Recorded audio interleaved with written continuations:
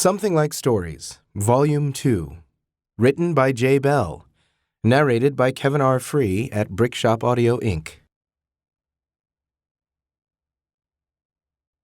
Something Like Infinity. The Woodlands, 1997. Words are like names. They define us. Take, for instance, someone named Will. He might be called William at his workplace, hoping to sound more adult. He might be Billy to his family, since he'll always remain a little boy in their eyes. The guys down at the bar might call him Bill, and his lover might use a special pet name. Sometimes we choose our titles. Usually they are assigned to us. Either way, we often utilize a variety of names to distinguish the different roles we play. Words are much the same. Like names, they help define our concept of the world. This is best demonstrated with examples outside our language that offer more nuance than English. Does an emotional state exist between like and love? Spanish suggests so. Te quiero. Or how about a small shared meal between breakfast and lunch, or between lunch and dinner? Merendar is the word for that. Have you ever sought a term for the period of casual conversation that follows eating with family and friends? Sobremesa is the word you seek. The true lesson here is that rather than limiting us, language can help us better understand ourselves and our surroundings. All it takes is a previously undiscovered word to change our perspective, or a new name to give us a fresh start. Senor Langdon blinked, then looked up from his pad of notebook paper. The students in his class were still hunched over their desks as they struggled with the practice test. Aside from Daniel Wigmore, who prided himself on being the first to complete any assignment, and Julie Snyder, who had wanted to take French instead and expressed her disdain of Spanish by stubbornly ignoring assignments. No concern of his, because at the end of the day, Senor Langdon would resume the boring life of Ross Langdon. He returned his attention to the lesson he was preparing, hoping to instill in his students that learning a language was more than memorizing a new vocabulary with a different grammatical system. Once the Spanish language had sunk into their thick skulls, they would never again see things in quite the same way. He decided to ditch the line about pet names. Any mention of a lover might be considered inappropriate. Plus, it was a painful reminder that he didn't have one of his own. Ross worked on revising his lesson until the bell rang. The students groaned. He felt like joining them. Only his 2-star pupils had completed the assignment. With less than a month left in the school year, they really should have this material down already. Just leave your tests where they are, Ross said. I'll take a look, and we can go over them tomorrow. The only responses he received were rolled eyes or apathetic shrugs. Except for Daniel Wigmore, whose freckled face smiled proudly. Ross would check his paper first, just in case speed had tripped him up. Daniel normally pulled in A's regardless of haste. The kid had an annoying personality, but he would probably be the next Bill Gates. Ross watched the classroom empty faster than it ever filled. Stomach grumbling with hunger, he walked down the rows of desks, collecting each test until he had a neat stack. He decided to look them over while treating himself to one of the cafeteria's burgers. When doused with enough ketchup, they tasted bearable. The burgers, not the tests. But he was nearly hungry enough to try the latter. Ross was heading for the door, attention on Daniel's paper, when he saw in his peripheral vision that the doorway was closed.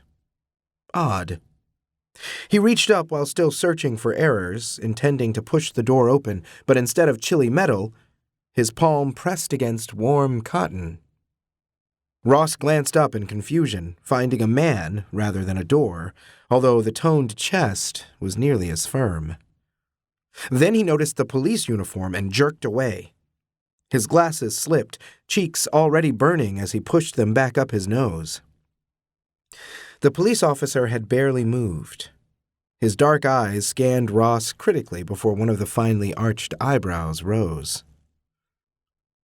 Mr. Langdon, the officer inquired. Senor Langdon, he repeated out of habit, which was silly because his entire family was hopelessly white and from nowhere more exotic than Oklahoma.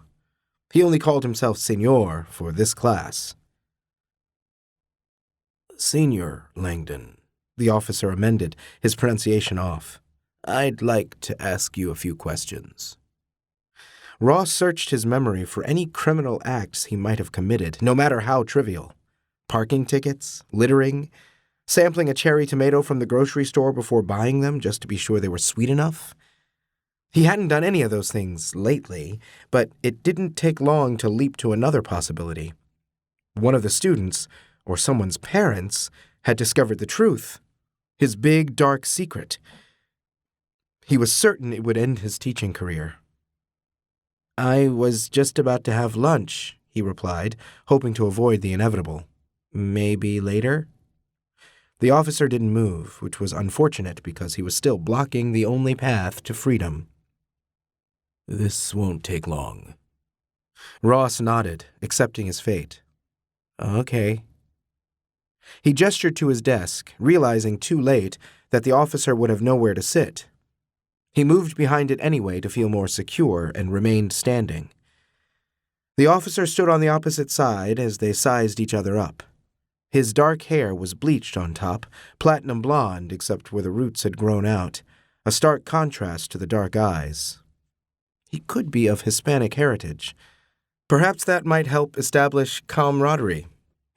But would that translate to leniency? Ross glanced down at the badge, seeking a last name. This didn't go unnoticed. My name is Officer Adler. Adler, Ross repeated, even though it didn't tell him much. The name sounded German. Didn't it mean eagle? Or perhaps hawk, which would be appropriate considering the sensation of being watched by one. What can I do for you, sir? I'm investigating a series of arsons. Fire starting? He was in the clear.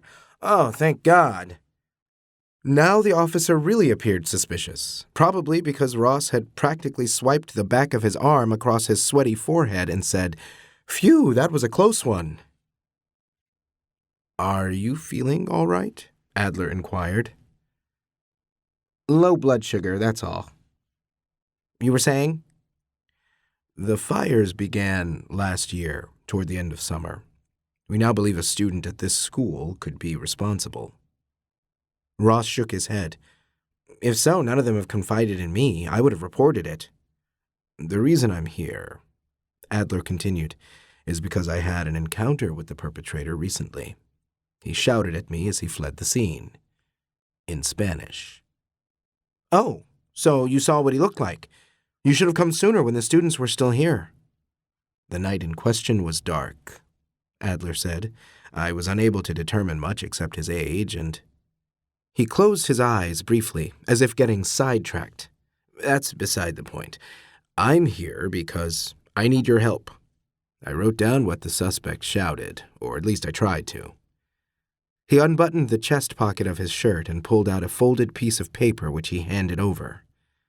Ross took it with interest. The handwriting was messy and angular, the Spanish just a phonic representation of what the officer had heard, but enough had been captured to interpret. All nervousness forgotten, he sat down, grabbed his red pen, and started making corrections. He became so absorbed in his work that he was unsure how much time passed. When he looked up again, Adler was still standing there, watching him, patiently. What does it say? Ross leaned back. Eres muy lento. Así nunca me vas a alcanzar, Gorinflón. Translation? Ross cleared his throat. You're too slow, you'll never catch me. Is that all? Gorinflón. Fat ass. Adler glared. His words, not mine, Ross said hurriedly. From what I can see, you're all muscle. The officer's expression became difficult to read. He didn't seem offended, but still it probably wasn't a good idea to praise the body of any visiting law enforcement agent, no matter how tight it might appear. "Blood sugar," Ross repeated.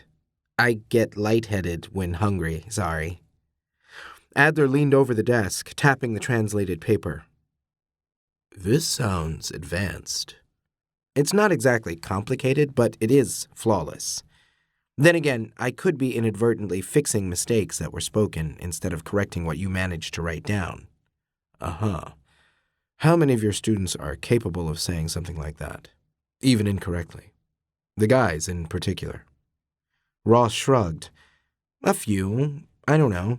They're not really my students." "Meaning?" "Didn't the office tell you? I'm just a substitute for Senora Vega. She's been having health problems all year, so I've been here for most of her absence." "Long enough to narrow down the list?" "Maybe," Ross said. Now that the focus wasn't on him, he didn't feel so intimidated. Despite his claim that he would have reported any student who spoke to him about illegal activity, he wasn't likely to. Not automatically or without knowing the circumstances. He didn't want to see any of these kids get into trouble. After all, he'd been in high school himself only 6 short years ago. Ross remembered how difficult the world could be at that age, and how dealing with bullying, divorcing parents, academic pressure, or just angst over the future in general had driven him and his friends to do all sorts of irresponsible things. But they hadn't burnt down any buildings. "These fires, how bad are they?" Adler pushed away from the desk to stand upright again. "They're getting worse. It began with small fires in open fields and empty lots. Lately, the arsonist has focused on park benches and playground equipment. Mailboxes, too, the large public ones on street corners." "But no private property," Ross said dismissively. Adler noticed this indifference. "Actually, private property has been involved, too, and I'll remind you that destroying mail is a federal offense." "Of course, right. Have you considered that the accused might not be one of my students? This is Texas, after all. The arsonist could be a native Spanish speaker." Adler placed his hands on his belt. "I have reason to believe otherwise. Now, if you could please draw up a list of names, I'll take it from there." "Sure, it's just... they're all so young." Officer Adler exhaled, his face handsome even when tense with impatience. "I understand that it's your job to care for these kids and keep them safe. We share that duty and conviction. If one of these fires gets out of control, people could be hurt, including your students or even the arsonist himself. And you're right, these kids are still young. The judge will take that into consideration." Ross stared into dark, unwavering eyes, finding only sincerity there. "Okay. What else can you tell me about the suspect?" Adler considered him a moment, then spun around and marched to the classroom door to close it, shutting out the ambient hallway noise. When he returned to the desk, he rested one set of knuckles on the surface. "What I am about to say doesn't leave this room. Understand?" Ross nodded. The suspect was caught in a compromising situation. Ross tried to decipher this. He was taking a dump? Officer Adler's jaw clenched, either out of annoyance or an attempt to hold back laughter. He wasn't alone, so there might be 2 perpetrators involved. Both are male and were in a partial state of undress. One of them was on his knees.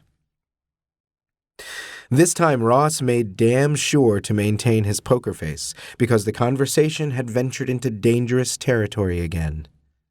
"I see. Good." The officer's nod was curt. "Does this narrow the field?" Ross felt his temper rising. "You're asking me to out my students? I wouldn't even if I could. But no, it doesn't narrow the field, because none of them have confided in me about such things. Considering the social backlash that comes with being openly gay, I can't say I blame them. And frankly, now that I know what you're really after, I no longer feel like helping you with your investigation." Adler's nostrils flared, but his tone was even when he spoke. "I'm just as interested in preserving their anonymity as you are. In fact." He clenched his jaw and shook his head again. "Never mind. All I want to do is prevent more fires. The rest can remain off record." "Simple as that," Ross challenged. "It won't be in your report." Adler glowered. "I wasn't the only one there. My partner feels it might be important. I'm hoping to prove otherwise. For now, I've convinced her to keep it under wraps." "Wow, really?" "Really." Ross stared, trying to see past the handsome face to the substance beyond. He didn't know this man, but Adler seemed noble enough. Or maybe that's what Ross wanted to believe. Regardless, such issues were sensitive, potentially life-changing and even life-threatening, so he held his tongue. "Help me," Adler pleaded. "If we stop the arsonist now, the rest can be ignored." Was that coercion? Name a suspect or we'll make this about sexual orientation instead? Then again, if he refused to comply, other teachers would be interviewed, and they might not be as discreet with their knowledge. "Fine. You'll help me." "I'll need a little time, but yes." "Thank you." Adler visibly relaxed. "Think it over. I realize none of your students would be out to you, but you might be able to eliminate anyone with a girlfriend. That, combined with the necessary skill in Spanish." Ross nodded again. "I'll see what I can do." "Good."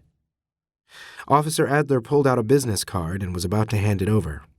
Then he thought twice, flipped it over, and grabbed Ross's red pen to scribble on the back. "This is my home number. I can't stress how important this case is to me, so please, don't hesitate to call as soon as you have a list." "Will do." "Thanks." They stood facing each other. Then Officer Adler nodded cordially, pivoted, and marched toward the door. Ross watched him go. His feelings for the man were conflicted, but one thing was certain. Adler wasn't a Gordon Flown, because that ass was firm and fine. Ross decided to eat his lunch in the teacher's lounge, needing time alone to organize his thoughts. He didn't want to start viewing each student with unfair suspicion.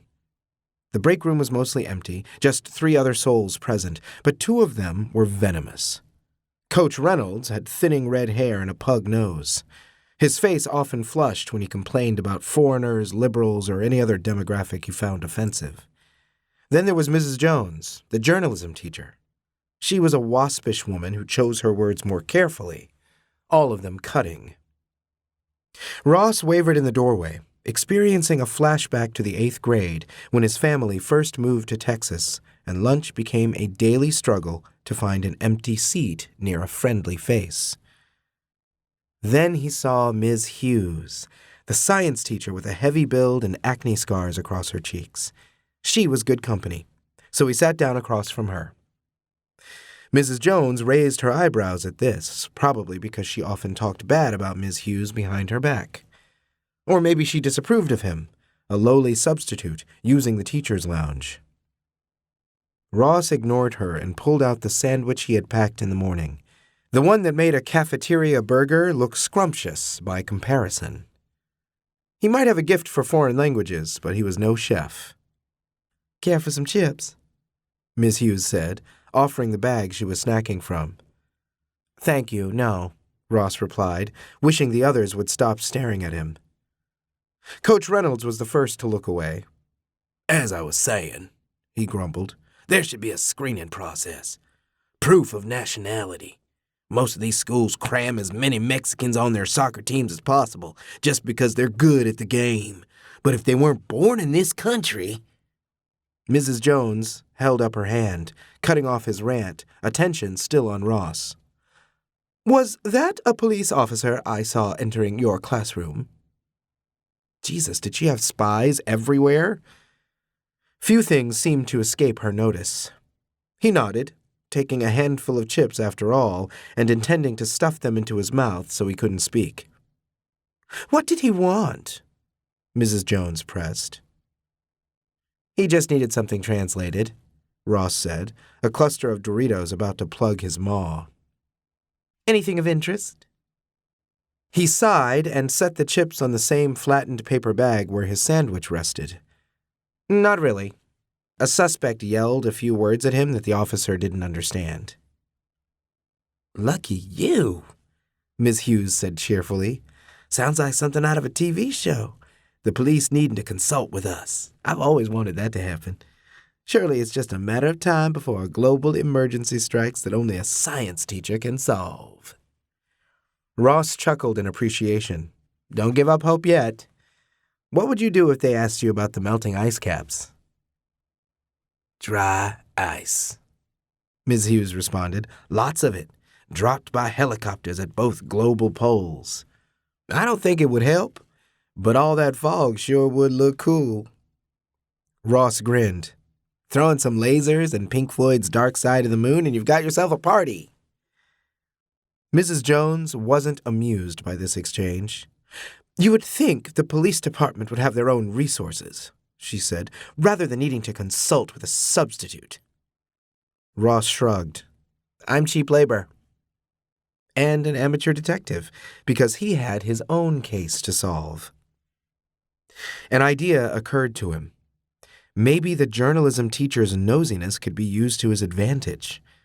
He didn't know of any gay students, but if rumors were floating around, she would have heard them. He couldn't reveal what Officer Adler had divulged, but if he was clever... "Actually, I've been meaning to discuss something with you. A friend of mine sent me a newspaper from a different school.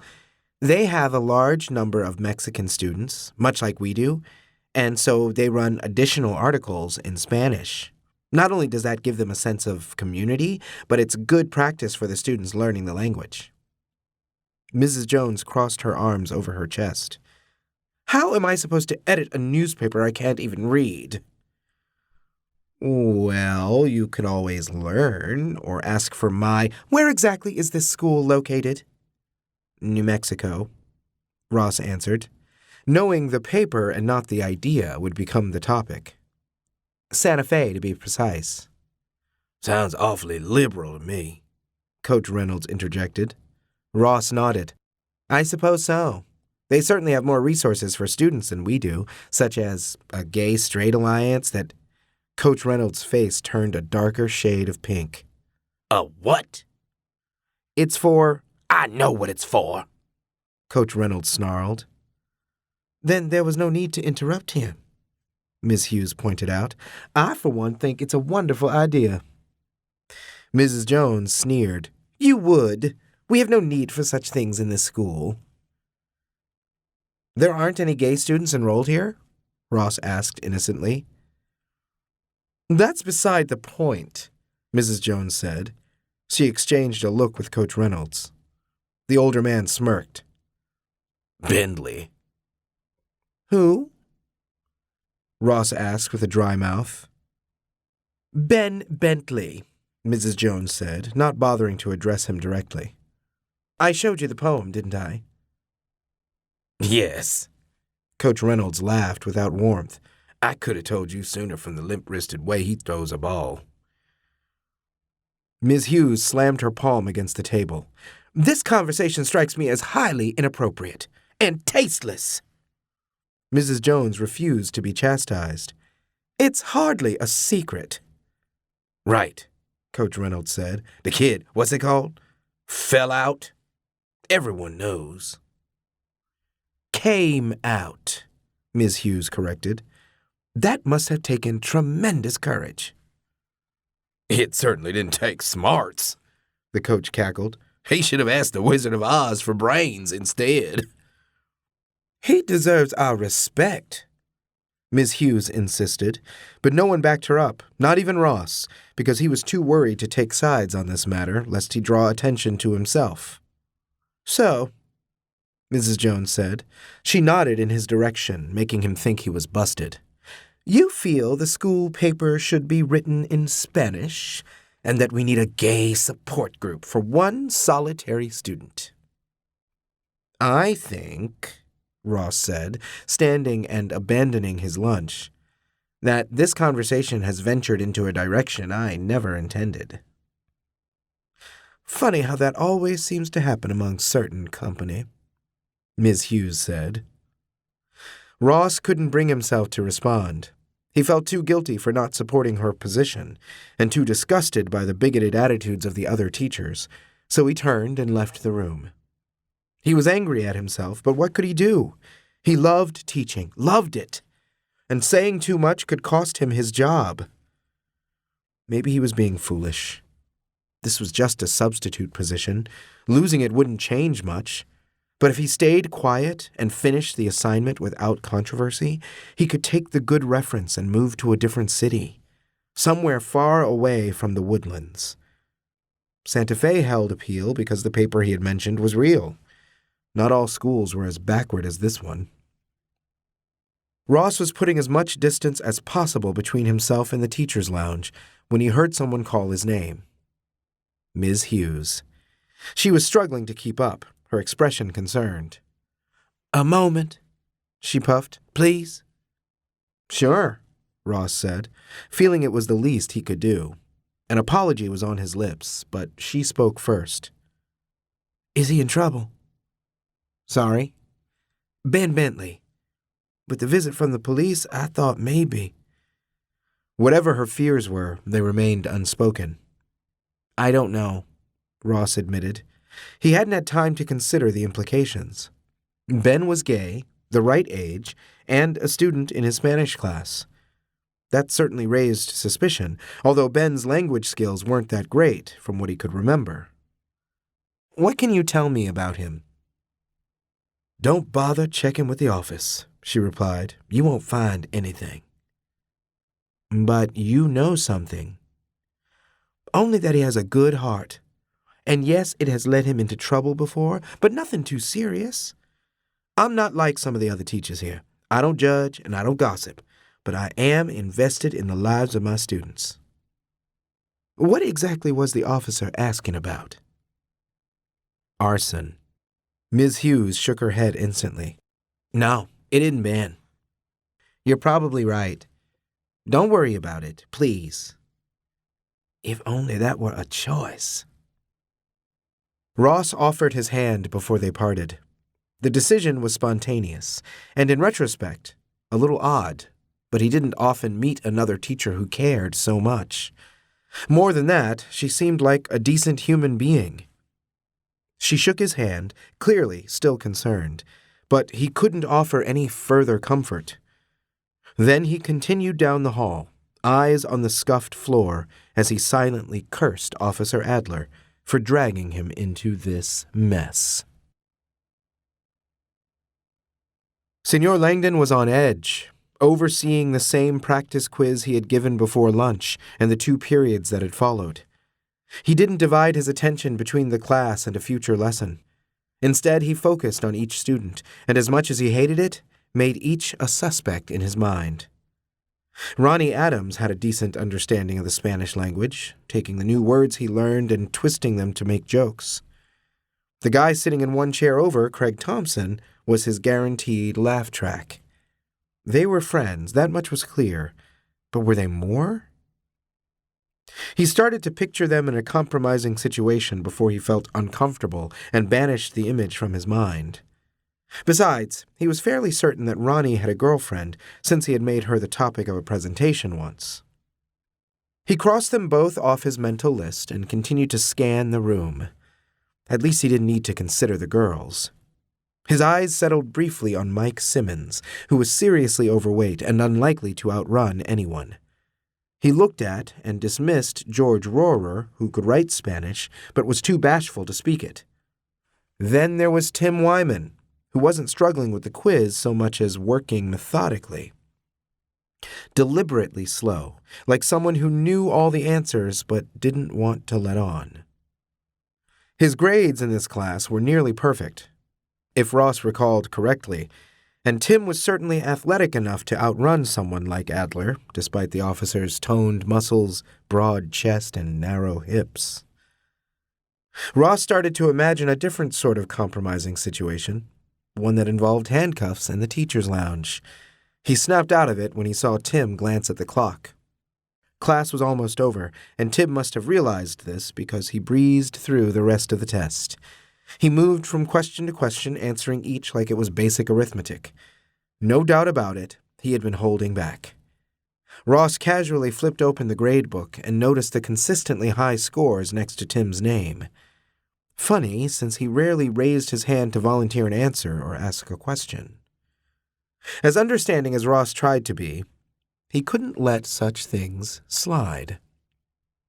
The bell rang. He stood along with his students. "Leave the tests where they are," he shouted over the rising noise. The last period of the day was always followed by a desperate exodus. "Mr. Wyman, if I could speak with you, please." Ross didn't know what he would say, or do. Should he frisk the guy for lighters and matches? What if he found them? Citizen's arrest? "How's it going, Senor Langdon?" Tim was standing before his desk, his silver eyes a striking contrast to the deeply tanned skin. One of his parents could be a native speaker, and if so, Tim might have been raised bilingual. Ross decided to slip into Spanish to test him. "You've been doing well. I'm impressed by your grades." Tim's brow crinkled. He made a face like someone concentrating. "Muchas gracias." So much thought needed for a phrase that everyone in this country knew? One thing was for sure, Tim's Spanish was better than his acting. "I feel you could be in a more advanced class." "Really? No. This one is challenging enough." "This charade is ludicrous." Ross watched his face closely for a reaction, knowing the words were too advanced for any of his students. Sure enough, Tim's cheeks grew a little red and his jaw clenched. "Sorry," Tim said, reverting to English. "You lost me there." "Then I'll discuss the matter with your parents instead." "Please don't." Tim's shoulders slumped. "Damn it." Ross shook his head disapprovingly. "You're already fluent." "My Spanish isn't perfect." Now those striking eyes were pleading with him. Tim was a handsome guy. He probably knew that and used it to his advantage, but Ross wasn't persuaded by such things. "Your Spanish is good enough that you don't need my help. Do you know how that makes me feel? Normally, when one of my students does well, like yourself, I'm proud. Teaching is my passion and what I've dedicated my life to. So when I find out someone in my class already knows what I have to offer, I feel foolish instead." "I have learned from you," Tim said. "I swear. My mom is Mexican, but we speak English at home, so I don't get much practice. That's what I'm here for. It's been helpful." "You're here for an easy A." "It's been helpful," Tim repeated. His jaw clenched again. "And yeah, I'm under a lot of pressure from my parents. I can barely keep up with my other classes, so having one that's a little easier." Ross hadn't been a teacher for long, but he had already seen how some parents pushed their children. Often these students were like Tim, who appeared perfect from the outside and were expected to be that way on the inside as well. "You need to pull your weight," Ross said. "There isn't much left to the school year, but you can still help other students. I have a few in my class who won't pass without tutoring." Tim groaned. "Seriously?" "It's either that or I really can contact your parents." Tim raised his hands, palms outward. Okay. No problem. Just tell me who." Ross said the first name that came to mind, the one that kept popping up in his thoughts ever since lunch break. Ben Bentley. Tim grew still, his expression disturbingly neutral. He was still handsome, but more like a store mannequin now. Cold, as was his response. "No." "No?" Ross repeated incredulously. Tim gave a barely perceptible shake of the head. "Sorry, but no." Ross struggled to understand why Tim's tone had grown so hard. Was it Ben's sexuality, or had he stumbled upon the truth? Officer Adler had found two young men in a compromising situation, and at least one of them had been fast and fluent enough to race away while shouting insults in Spanish. With a chill, he realized he had found the culprit. Tim Wyman was the arsonist. But how to proceed? "Okay," he said quickly. "Someone else then, Julie Snyder. She doesn't think Spanish is romantic like French is. Maybe you can convince her otherwise." Tim returned to life and flashed a disarming smile. "Of course," he said in upbeat tones. "Just tell me when and where, and I'll do my best. Thanks for being so understanding, Senor Langdon." "I'm pleased we reached an agreement." He gestured to the door, eager for Tim to leave. "I'll let you know the details tomorrow." "Okay." Tim kept smiling. "Thanks again." "No problem." Ross remained rigid until Tim disappeared into the hall. Then he scrambled for his wallet and pulled out a business card with red inked numbers on the back. Time to call in the cavalry. Ross lived alone in a one-bedroom apartment. Having a roommate would be nice. Not only would sharing the apartment have split the cost of rent and utilities in half, he also would have had someone to talk to or watch TV with. His best friend had moved away after graduating from college.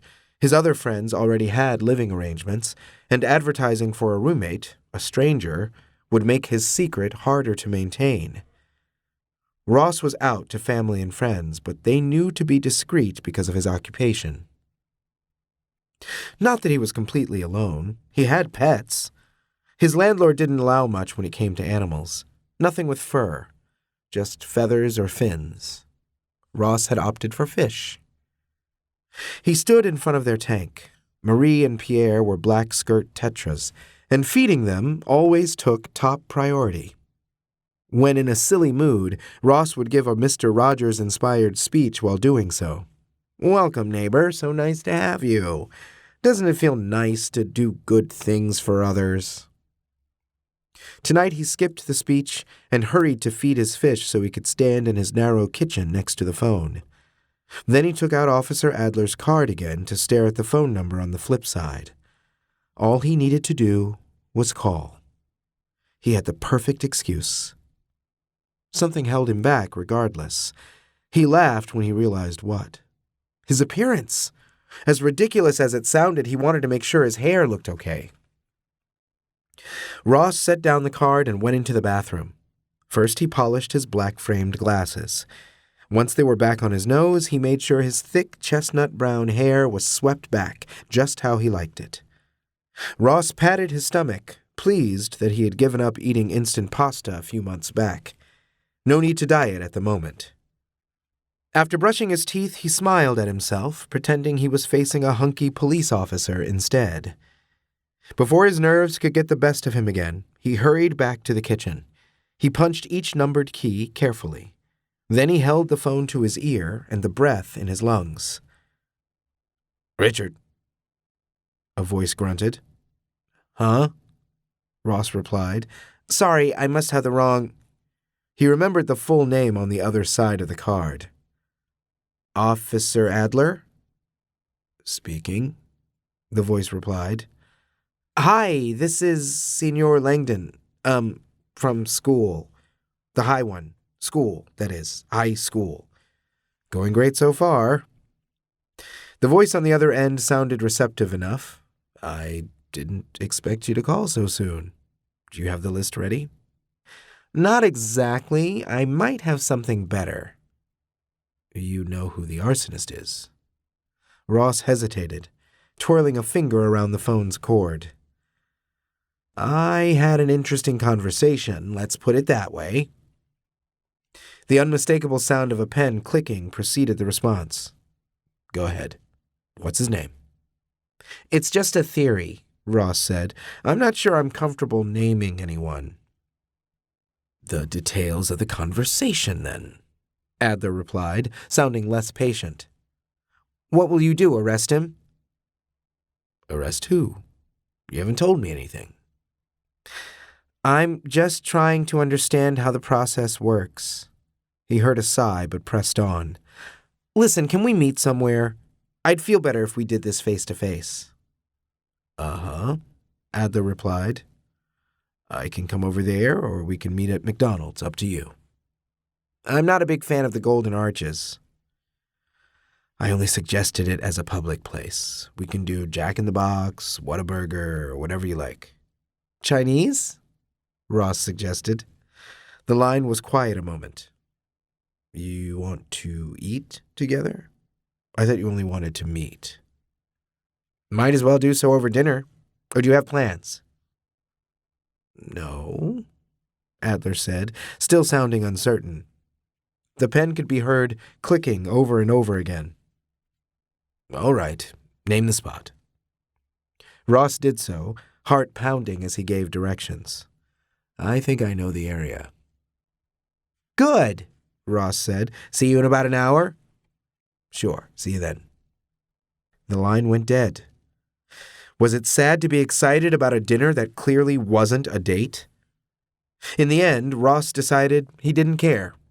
He couldn't remember the last time a handsome man had sat across from him during a meal. At this point, he'd take whatever he could get.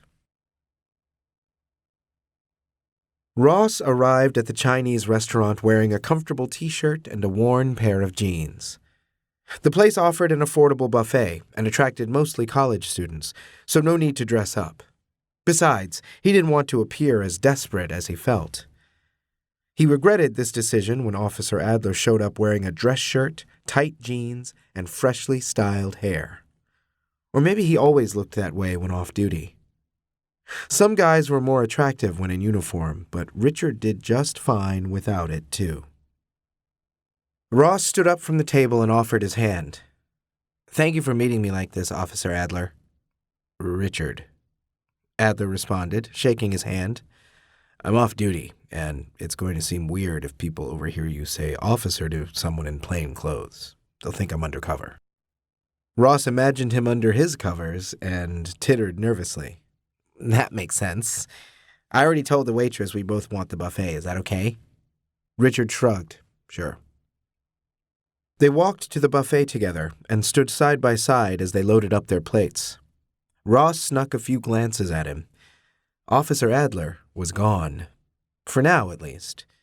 Just like the lesson he had been working on earlier, a new name revealed a new aspect to a person, and this one felt more real. Never had he considered that police officers had private lives or engaged in the mundane activities that everyone else did. Paying bills, taking out the trash, and so on. Had they met this way instead, he would have assumed Richard was a young professional, someone in the finance industry or maybe a law firm intern. Richard's presence in this everyday environment made Ross feel even more frustrated that they could never be together. Gay people were less likely to join the police force, and even if by some miracle Richard was one of the few, well, he was probably already taken. As they sat at the table, Ross casually checked for a wedding ring. He didn't see one, but rather than torturing himself with fantasies, he focused on relaying what he had learned. So, it's got to be him, Ross said at the end of his story. I found the arsonist. Richard didn't seem to share this conviction. Maybe. Maybe? Are you kidding? This student can speak Spanish. He's athletic enough to outrun you. The perpetrator had a head start, Richard made sure to point out. Okay, but those things combined with Tom's uneasy relationship with Bob, a.k.a. Tim and Ben, Ross had changed the names to protect the innocent, even though he was sure they were actually guilty. I really believe this is the perpetrator in question, or however you guys say it. Richard fought down amusement. This other person, the one the arsonist might be involved with, you said his name was Bob Biggins? Mm-hmm. And the kid who called me a fat ass, he's Tom Wilcox. Ross squirmed. Yep. 2 fires were set that night, Richard said, spearing a batter-fried piece of chicken with his fork and dragging it through orange sauce. A real estate sign and a welcome mat, both at the home of another student. Okay, Ross shrugged. What's your point? That I don't understand why our two lovers set the fires and then reconvened at the playground so they could entertain each other. Maybe that's how they get their kicks. They obviously like doing it in public. Maybe they're thrill seekers. Richard tried holding back a smile and failed. He had the prettiest teeth. I think it's a good lead, he said, but I need more to go on. Parents tend to get defensive when you accuse their children of arson, not to mention the other situation. Ross scowled. You promised to leave that part out. I don't know if I can, Richard replied. As I said, my partner feels it's important, and this is exactly why I didn't trust you. I knew you wouldn't understand. You're going to ruin the lives of these. Hey, I'm trying to be careful, and you have no idea. Seriously, you're clueless. And you aren't? Ross raised his chin defiantly. No, I'm not. I know exactly what it's like to fear being who I really am, and even though I'm not ashamed, sometimes there's too much at stake. You're not listening. I do understand. I feel that way every single day. Ross stared. What? Richard glared at the empty table next to theirs. Nothing. It didn't sound like nothing to him. Hold on, are you saying that you're... Drop it, Richard said, tossing his napkin next to his plate. Thank you for your help. You can't leave yet. Ross stood, feeling panicked. Pressing the topic of sexuality would only scare Richard off, so he switched back to one that would interest him more. Tom and Bob aren't their real names. I figured. Richard pulled out his wallet. I'm sure I have enough to go on.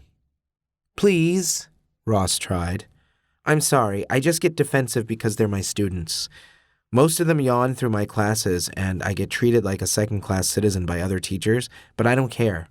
All I want is to broaden minds and give these kids a better future. That's why I put up with the abuse. Someday I want to be a permanent employee with my own class, but until then, I'll do my time in the trenches. Richard hesitated. I'm hoping to make detective. So we both have reasons for overreacting. Ross tried a smile. I'm sorry if I offended you. You're fine, Richard said, pocketing his wallet. This has been a difficult case for me. I wish it was just about the fires, I really do. They sat again, Ross wanting to learn about the person across from him. So, becoming a detective, what does that entail exactly? Experience, Richard said. I've only been a street cop for a few years, and without trying to sound arrogant, I'm good. I bring in the numbers without harassing people who don't deserve it. I'd like to think I have an above-average understanding of how the human mind works, and I've taught myself to notice the world around me. That might sound simple, but most people aren't aware of what surrounds them. Speaking of which, where did that come from? He pointed across the table. Ross followed his gaze, then laughed while rubbing his wrist. My tattoo? Yes, you either got it before meeting me for dinner, or you have some way of hiding it while at work. Makeup. Seriously? Yep. Ross looked down at the line of black ink that looped back on itself like a bow. I've had more than one job interview go wrong because of it, and the superintendent of my current school has a strict policy about tattoos and piercings. What does it signify? Richard asked. I know it's the symbol for infinity, but what made you choose that? It's personal. Richard laughed. Oh, I see. You can ask me questions, but when I try to do the same... Exactly. Back to you becoming a detective. What needs to happen? A certain amount of solved cases, catching someone on the most wanted list? That would help. Broadening my own mind wouldn't hurt either. I shouldn't have needed to come to you for help. Ross scrunched up his nose. You can't blame yourself for not speaking Spanish. I can, because it's a useful skill in my line of work. I could teach you. Richard cocked his head. Wouldn't that be difficult? I don't mean to sound arrogant, Ross said with a smile, but I'm pretty good at my job too. So, besides work, what keeps you occupied? A busy personal life? Richard snorted. No. Oh. You sound happy.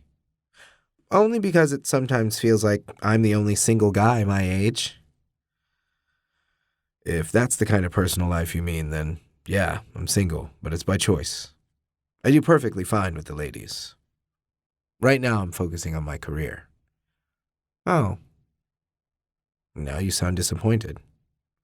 Ross frowned. There's such a thing as being too observant, you know. He was right, though.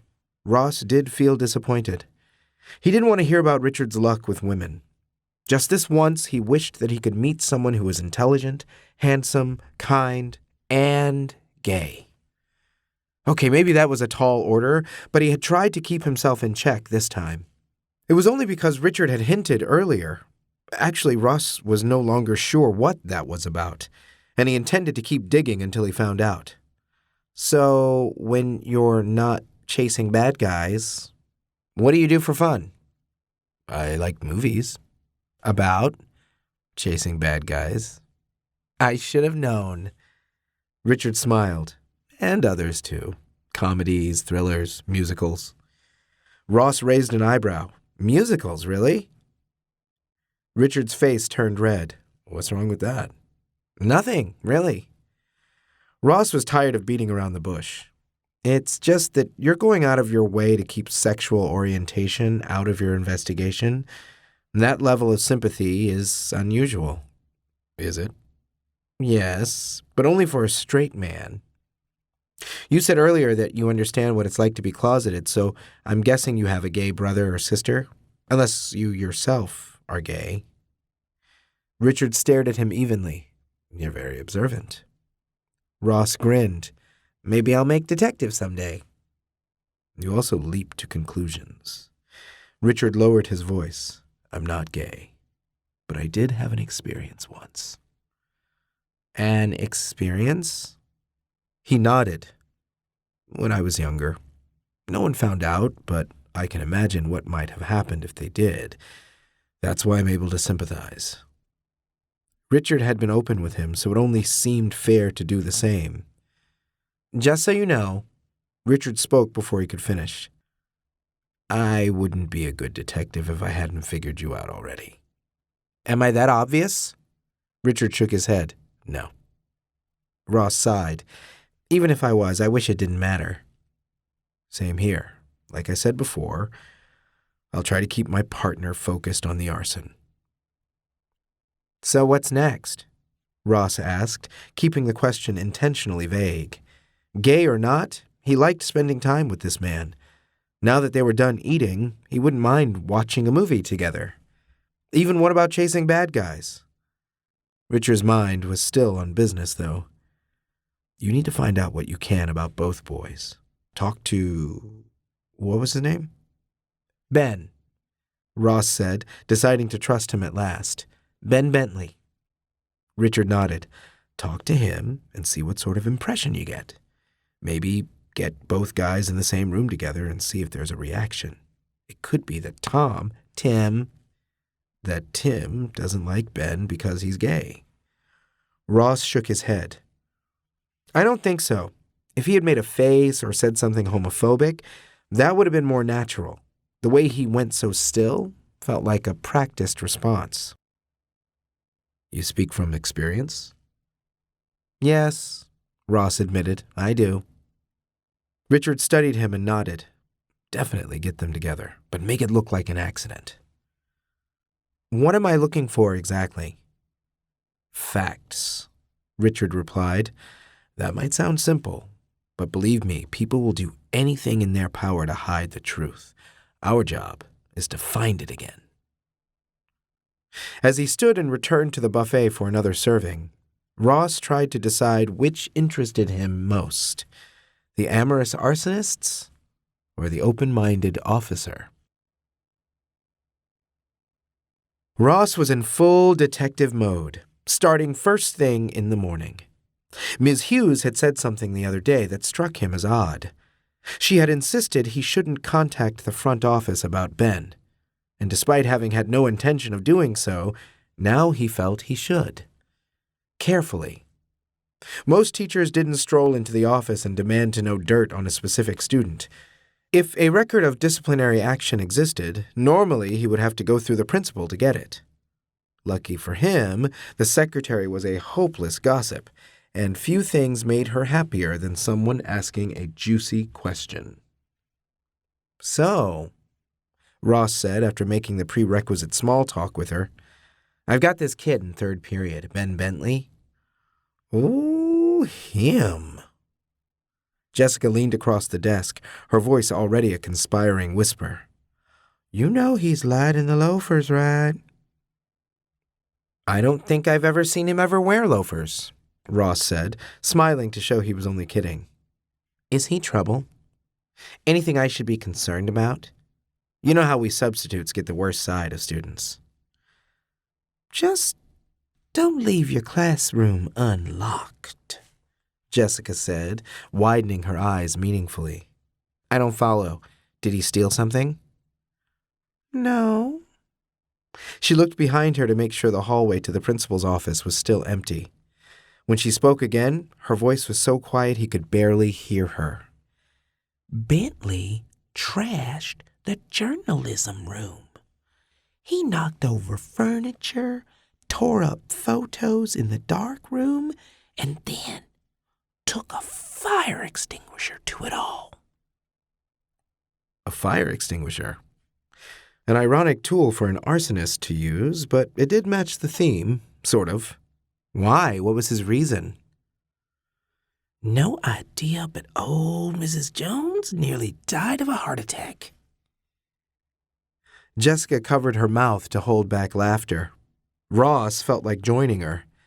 The idea of trashing Mrs. Jones's classroom had never occurred to him, but if anyone had it coming, she did. Still, this was serious. Thinking dark thoughts and acting on them were two different things. Ben had a history of vandalism. That, when combined with everything else, made him even more of a suspect. Ross was tempted to call Richard and declare the case closed. Rather than be accused of jumping to conclusions again, he decided to wait until third period. Ross would talk with Ben in person and see what sort of impression he got.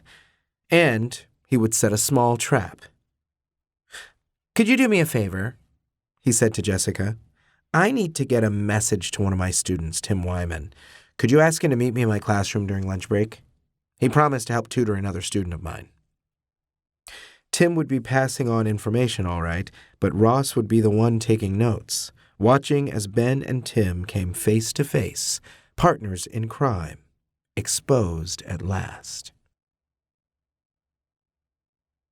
Ross was enjoying himself a little too much. He taught his third period class with dramatic flair, often cocking an eyebrow as if the secrets of his students were laid bare for him to see. He even toyed with them, introducing vocabulary words like vandalism and crime, looking to Ben each time for a reaction.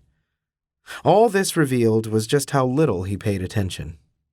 Any time that Ross checked on him, Ben was either staring down at his book or at one of the wall posters.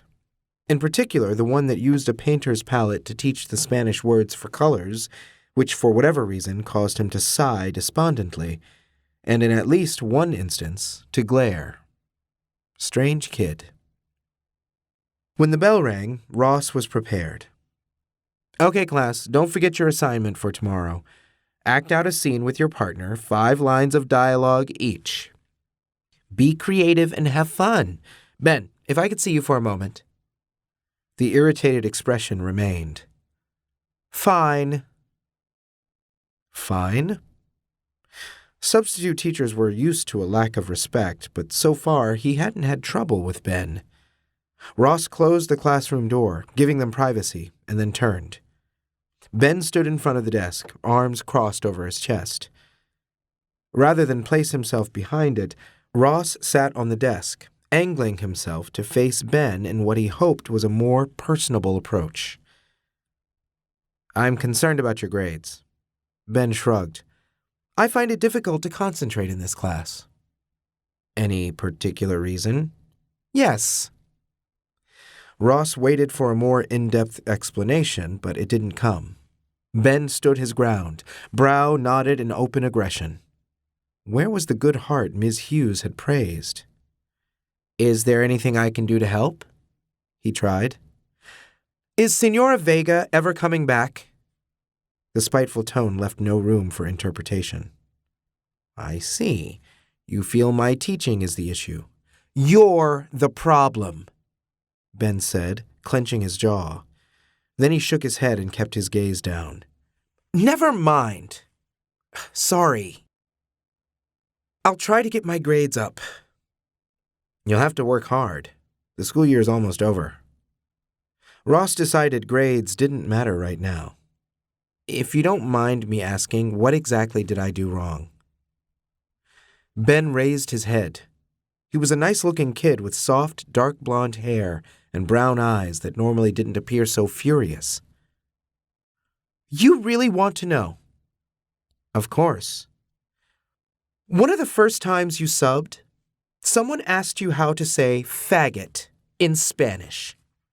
You probably don't even remember. I do. Want to guess why? Because every day in this stupid school feels like a war, and I'm the only one on my side. Just try to picture that. Then imagine how crappy it feels when the enemy is given a new word, a new weapon, to use against you. Mariposa, Ross said, understanding at last. It doesn't mean what you...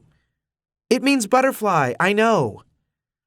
Ben clenched his jaw and turned his head away. He seemed to be holding back tears.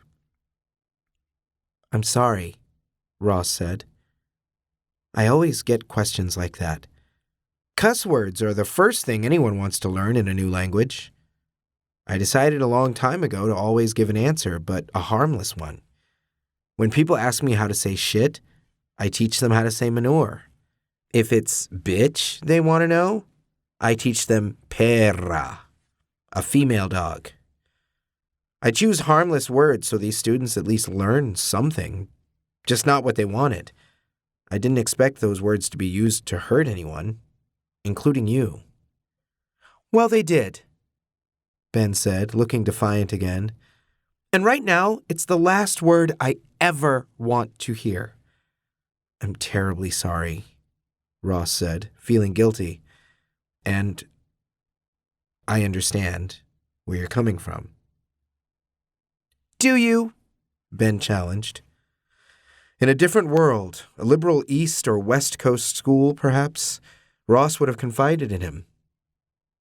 Don't worry, you're not alone. I'm gay too, and I know how bad slurs can hurt. But he was deep in the heart of conservative Texas, dealing with an angry teenager who already resented him. Giving him ammo could be dangerous. Or maybe it would help ease his anger. Ross hated feeling shackled just because of who he loved. Other teachers could mention their relationships, the families waiting for them at home, without fear of persecution. They would never have to choose between their job and the urge to comfort a student who was hurting emotionally. Then again, maybe helping one person was worth throwing away his dreams. Ross wasn't sure he could live with himself otherwise. Listen. Knock, knock, knock. He took a deep breath and sighed at the interruption. That'll be Tim Wyman. What? Ben's eyes went wide, proving they knew each other. In fact, he looked downright panicked, which was more of a reaction than Ross had expected. Is that a problem? Yes, Ben whispered, all aggression gone from his voice. I can't explain, but please just get rid of him. Ross studied him a moment. Ben's reaction wasn't the fear of being caught. Something else was going on. And when he realized what, he felt guilt right down to his core. Okay, just a sec. He went to the door, opening it just a crack. Tim was standing there, concerned expression shifting effortlessly to one more charming. That smile was like a deadly weapon. Even Ross found himself struggling to form a coherent sentence. He could imagine how a guy like Ben might fall for him, and how devastating the end of that relationship would be. "Spanish tutor reporting for duty," Tim said easily. "Great. I'm not actually ready for you today, so, goodbye." He shut the door and pressed his back to it. No need, because few students, when told they didn't need to work, stuck around to argue. He noticed Ben's vulnerable expression. "I take it you two know each other?" Ben nodded once. "We used to." But not anymore. The jaw clenched, followed by steely resolve. "No. Not anymore." "I see." Ross gathered his thoughts, then walked back to the desk. "I really am sorry about my carelessness. For what it's worth, butterflies are magnificent creatures. As you know, they begin life as caterpillars, which, if you think about it, do a much better job of blending into their surroundings. They're green, with just enough stripes to mimic a pattern of shadow, and despite this natural ability to hide, they still listen to the urge to climb high and put themselves in a vulnerable state. When a caterpillar emerges from its cocoon, it's more colorful and delicate than before. They only end up drawing more attention to themselves, but butterflies are the lucky ones. They're destined for more than just crawling around and chewing on leaves. They're meant to fly." Ben swallowed and took a deep breath. His eyes were watery, and he looked as though he had much to explain, but in the end he merely shook his head and said, "I'll try to improve my grades." Ross shoved aside his disappointment and tried to find some way to help. "I can give you an extra credit assignment. That should be enough to earn a passing grade." Ben nodded, his fingers clutching the straps of his backpack. "Can I go?" "Of course." Ben went to the door and hesitated, perhaps worrying that Tim hadn't gotten far enough away yet. "It won't always be like this," Ross said. Ben spun around. "What do you mean?" "That most of us are smart enough to outgrow the high school mentality. College is a different place, and if history is anything to go by, someday attitudes will change in the adult world as well. You'll soon leave these struggles behind, name-calling and foolish teachers who are careless with the knowledge they impart. You'll rise above it all. Just you wait and see. In the meantime, I admire your bravery. You're an inspiration." Ben considered him. Then he nodded. "Thanks." If he was still worried about running into Tim, Ben didn't show it as he opened the door and slipped into the hallway to continue fighting his war. The teacher's lounge was mercifully empty. Ross only returned there to fetch the sandwich he had prepared, intending to eat it in his car to avoid bigoted teachers. Instead, he found Ms. Hughes sitting alone at the long table, quietly turning the pages of a tattered paperback. He nodded in greeting when she looked up and decided to join her. She set aside the book, waiting until he had swallowed his first bite before asking a question. "Solve any more crimes lately?" "Not really," he replied. "How did the last case go? I never heard the conclusion." "I'd rather not talk about it," he said, taking another bite so he couldn't speak. As he chewed and swallowed, he realized there were other issues that troubled him. "Do you think it's important to be a good role model?" "To our students?" Ms. Hughes chuckled. "While I'd like to believe they look up to us and base their behavior on our own, the truth is we barely register. We're just tiresome old people who get in the way of their social lives." "I didn't expect you to be so cynical." "I'm not. That's exactly how it should be. I want my students to form their own opinions. If the current generation always followed the lead of the previous, progress wouldn't be made." Oh, sure, I wish they admired all my accumulated wisdom and came to me for advice, but that's not how it works. Instead, I try to enjoy those rare occasions when I can actually make a difference. And yes, that's when I try to be a good role model. Madam, Ross wagged a finger at her, you should be principal, or superintendent, maybe even president. Ms. Hughes laughed. That'll be the day. No, I'm happy here on the front line where I feel like I can accomplish more. How? Ross asked, setting down his sandwich. Aside from trying to cram their heads full of knowledge, what other options do we have? Ms. Hughes took a deep breath. We can do what's best for them, even though it's not always what's right. I don't follow. We're supposed to enforce rules, and generally there are very good reasons for those rules, but not in every situation, and not for every student. You make exceptions? Ms. Hughes shook her head. I make judgment calls, even when they put me at risk. Like I said, it's so rare that we can actually make a difference. When the opportunity presents itself, I grab hold. Ross mulled over her words, picking up his sandwich for another bite of turkey and mustard. After taking a swig of cola, he reached a decision. The previous case you asked about, the one involving Ben? Everyone is going to be okay. I'll make sure of it. Ms. Hughes smiled. I'm very glad to hear that.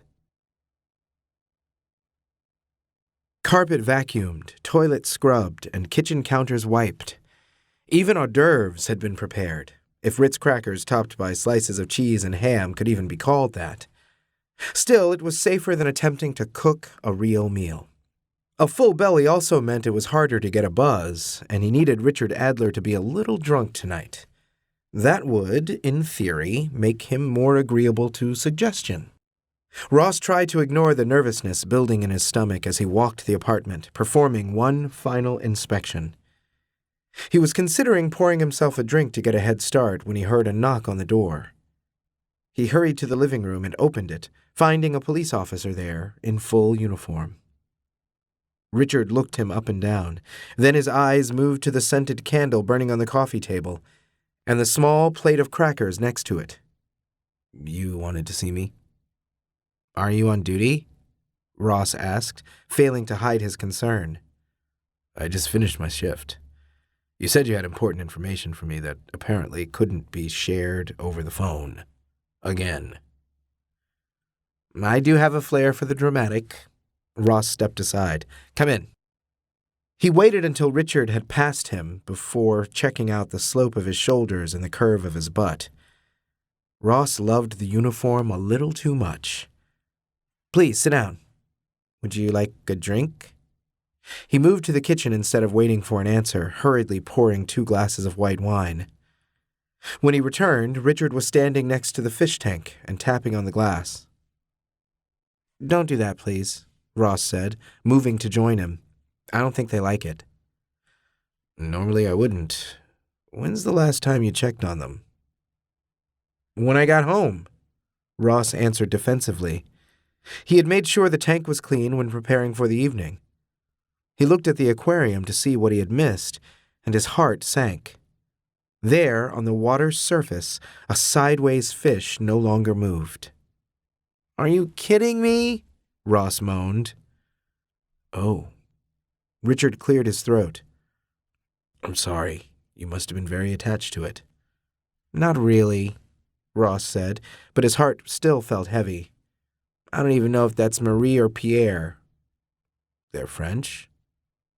They're scientists, Ross said with a sigh. At least their real-life counterparts were. The Curies were pioneers, especially her, in the field of radiology. Richard bent over to peer through the aquarium. I think you've got a widow on your hands because this one is Marie. How can you tell? Something about the eyelashes. Ross managed a laugh. Then he set aside the wine glasses and took out the small net he used to scoop out the aquarium. Do you mind if I take care of this? I don't want to leave her in there with a dead body. No problem, Richard said. Do you want to bury him, or... Burial at sea, Ross said without humor. He scooped up Pierre, then walked to the bathroom toilet to dispose of the body, feeling terrible. He was reaching for the lever to flush when Richard placed a hand over his to stop him. Say something first, he said. What? Ross replied, distracted by the minimal physical contact, which already felt electric. Say something. Richard withdrew his hand. He was your pet, right? Ross nodded. Okay, let's see. Pierre, you were a good little fish.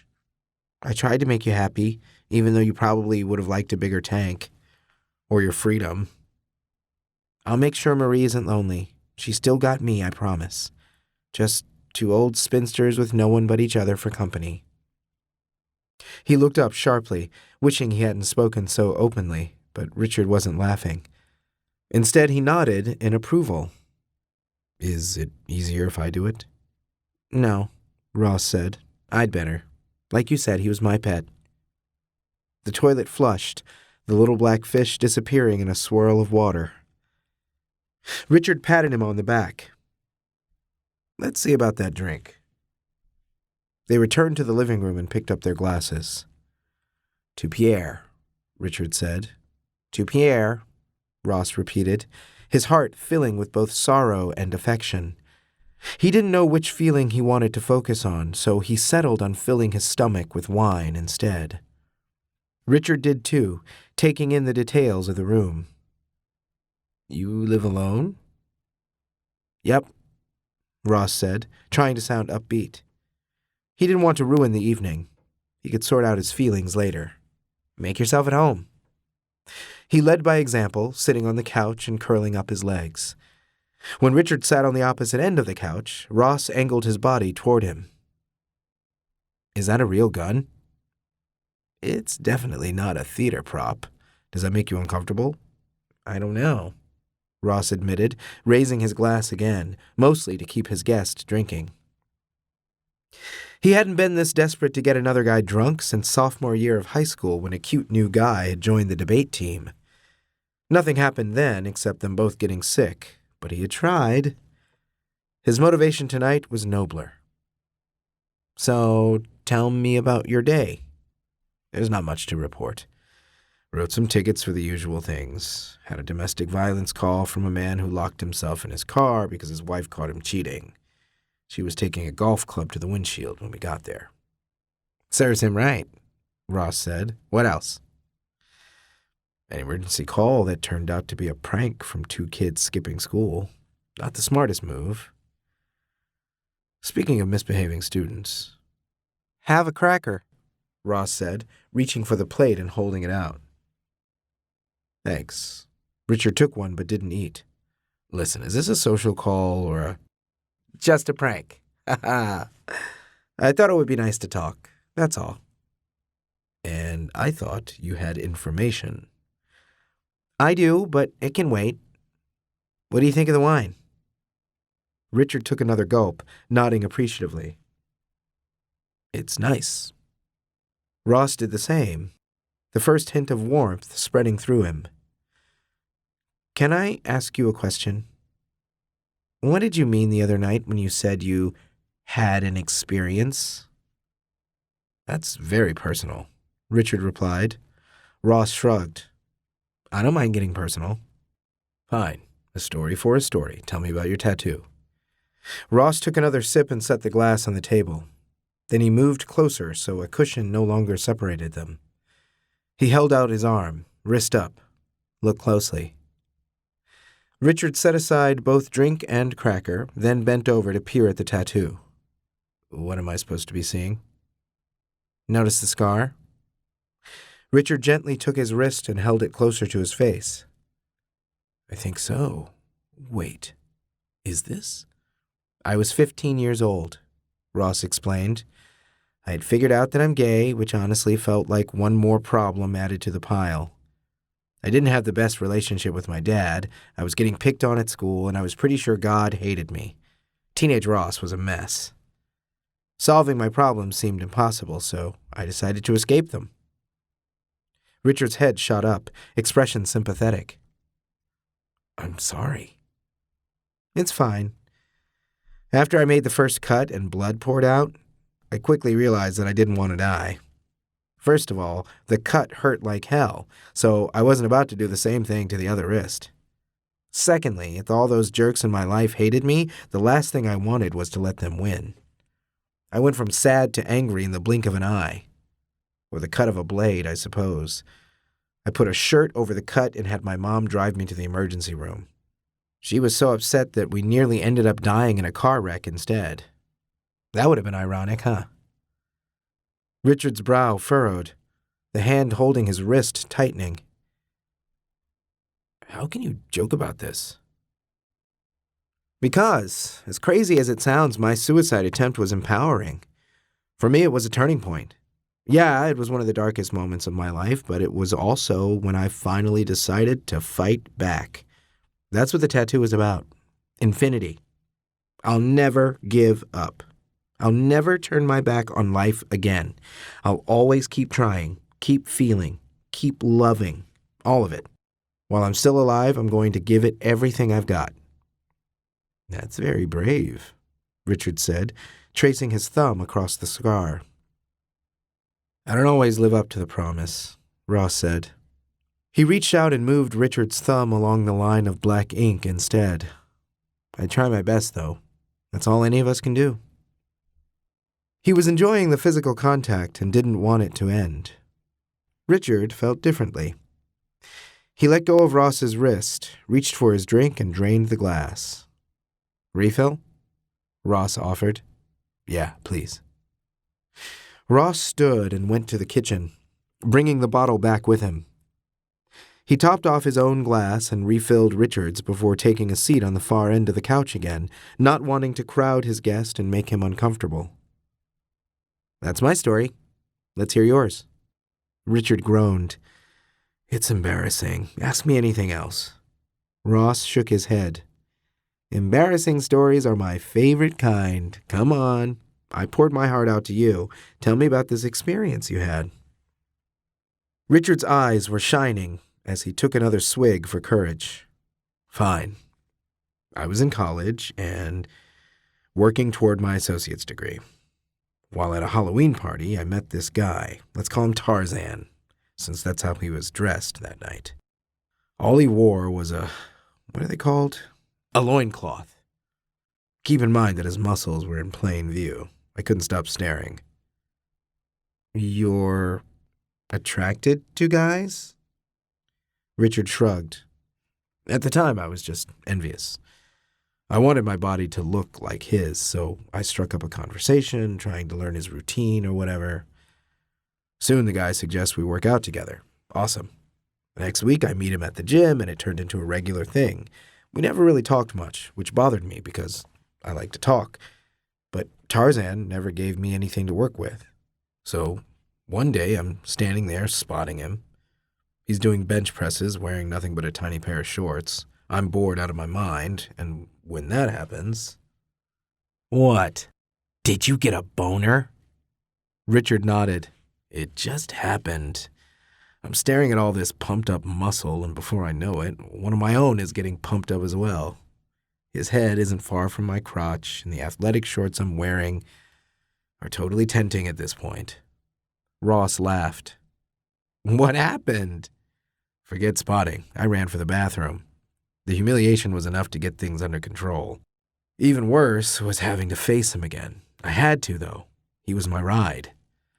I hit the showers first to get that awkwardness out of the way. Then I went and waited by the car. Tarzan finally shows up in the parking lot, and he's glaring at me, so I start apologizing. Then he grunts something about us going back to his place to watch a movie. No. Yes. Keep in mind, we had never done anything social. Besides that initial conversation at the party and a bunch of workout sessions, we were as good as strangers. I accepted his offer, thinking he was trying to prove he's cool about the situation. Were you hoping for more? Richard grinned. Maybe. We make it halfway through an Arnold Schwarzenegger movie, the sci-fi one where he gets a tracking device pulled out of his nose, when Tarzan whips out a surprise of his own. Simple as that. He doesn't say a damn thing. He just waves it, like someone offering a dog a bone. And what did you do? Richard winked. Rough. You went down on him? Hell yeah. I might have been confused about what it all meant, but I knew what I wanted. Ross let his eyes dart over the police uniform again. So you're gay? No, I like women. Correction, I love women. I'm bisexual, with an emphasis on the sexual part when it comes to guys. I find them attractive, and I like the idea of messing around, but it's never been emotional. Not even with Tarzan? Nope. He was the only one, in fact. The same events played out a few times before our workout sessions stopped as suddenly as they began. Closet case, Ross said dismissively. Honestly, I think he was straight and too socially inept to get any. Maybe he finally found a girl who disliked talking as much as he did. Tarzan never reciprocated? Nope. And you've never loved a guy before? I haven't, but that doesn't mean I can't relate to your situation. Richard was a lot more relaxed than when he first arrived, spreading himself out and sinking into the cushions. The station where I work is full of testosterone. Nobody knows about me, but I still take a lot of flack because I don't have the same good old boy mentality. So I get why you don't want to attract attention to yourself and why you're so concerned about your students. Speaking of which, what did you learn? Ross eyed the wine glasses on the coffee table, wishing they were emptier. This was it. I talked to Ben today. We were wrong, kind of. Ben and Tim are a couple, or were, but they're not the arsonists. Why do you say that? Because he didn't want it to be true. Instinct? Ben is a good kid, trust me. He's not the one you're looking for. And Tim? If he was a bad person, Ben wouldn't have dated him. Except it sounds like they've broken up. Maybe that's the reason why. Ben got tired of Tim wanting to burn down everything. I looked him up, by the way. Who? Tim. Ross sat upright. How? We have yearbooks at the station. You'd be surprised how often they come in handy. It might have been dark that night, but I shined my light right into his eyes. They're distinct. I remember them. Tim is the guy I chased, I'm certain. Okay, Ross said, but that doesn't mean he's the arsonist. He's only guilty of having sex in public. Considering the circumstances, you can't really blame them, right? Richard didn't respond right away. He reached for his glass and took another swig. I'm sorry, he's the most likely suspect. I can't ignore that. Yes, you can. Just let this one go. Who besides us will know? My partner. Richard sighed. Listen, the first week I was on the job, I responded to a call about a shoplifter. I showed up at the store expecting to see a punky teenager. Instead, it's someone 10 years older than me. Some people steal for the thrill or because they feel entitled, but this woman obviously didn't have much. Even worse, she was stealing baby formula. Had it been alcohol instead or cigarettes? He shook his head. I didn't want to arrest her, but the store owner insisted on pressing charges. I offered to pay for the baby formula, but he was adamant. Even though I hated myself for it, I had to bring her in. Now I know that I did the right thing. How can you say that? Because I'm not a judge. My job is to know the law and to enforce it. This woman needed help, but that's what welfare programs are for. Or what about the baby? Doesn't it deserve to be fed? I had no idea what condition the baby was in because it wasn't with her. Maybe this person had a drug problem. If so, what sort of environment is that for a child? If I had been asked to investigate further, I would have, but you have to trust the system. I'm sure Child Protective Services got involved, and that the judge she went before was more concerned with finding a solution than a sentence. You can't know that, Right, because I can't know everything. Your job is no different. Normally, you focus on teaching, and when there are disciplinary problems, what then? I send them to the principal, and I send them to the court system. It doesn't matter how much we like or relate to a person. If they're breaking the rules, they face the consequences. More so than normal in this circumstance, Ross argued. What if their parents kick them out of the house, or they get beat up at school because they can't help who they love? They could be killed. Richard sighed. I know. But what if I look away, like you're asking me to, and they end up burning down the school? What if people die because I chose to turn a blind eye? Ross couldn't argue with that. I'll talk to them tomorrow.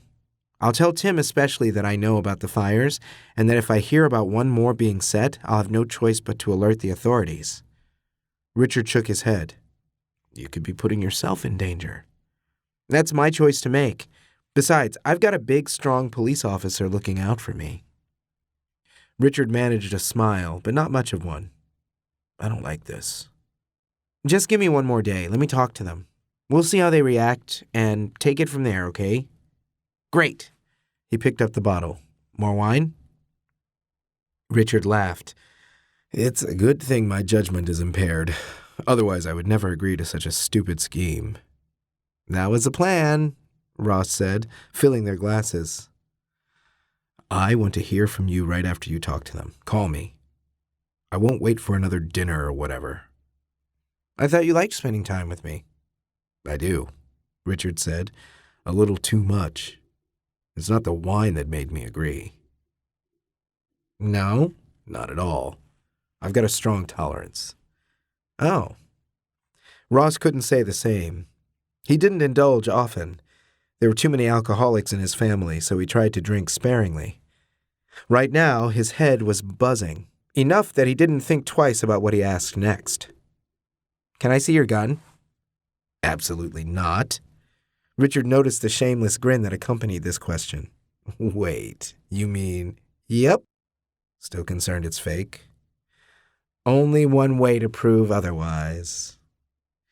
Richard set down his glass and leaned back, hand on his belt. You sure about this?